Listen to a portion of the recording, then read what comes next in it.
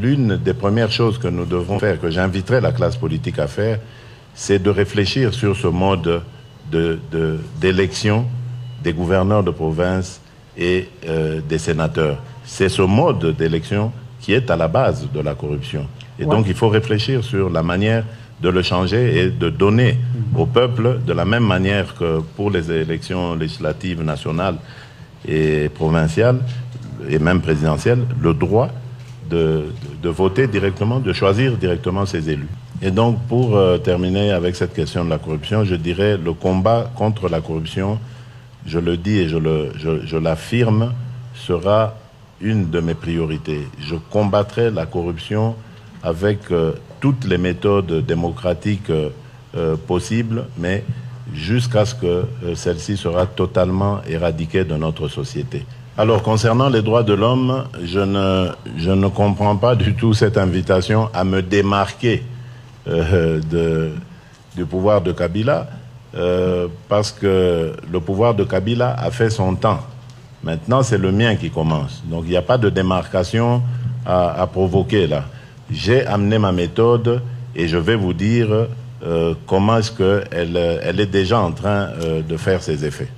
Depuis que j'ai été élu, j'ai commencé à sévir sur les agents des forces de l'ordre qui violent les droits des citoyens, et j'en veux pour preuve, en ce moment, il y a 3 colonels qui ont été arrêtés pour avoir donné l'ordre de tirer sur des étudiants quelques jours après mon investiture.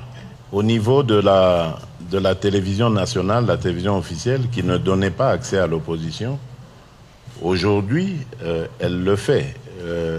L'opposant qui continue de revendiquer sa soi-disant victoire a le champ libre. Non seulement ses activités passent dans les médias sans censure, mais en plus, lui-même a la liberté de circuler et de tenir ses réunions publiques sans aucune entrave des forces de l'ordre, comme on pouvait le constater il y a encore quelques semaines. Dans les jours qui viennent, je peux vous dire que tous les prisonniers politiques seront libérés selon évidemment leur cas, parce qu'il y en a qui peuvent bénéficier de la grâce présidentielle immédiatement, d'autres, rien qu'avec leur procédure, elle peut être levée et leur obtenir la libération. En tout cas, ce qui est certain, c'est que tous les prisonniers qui sont retenus pour des raisons politiques dans les prisons du pays seront libérés dans les jours prochains. En ce qui concerne l'ANR, l'Agence nationale du renseignement, qui était la police politique depuis toutes ces années, depuis notre indépendance, la police politique du pouvoir, va être requinquée. On va lui redonner un autre visage plus humain.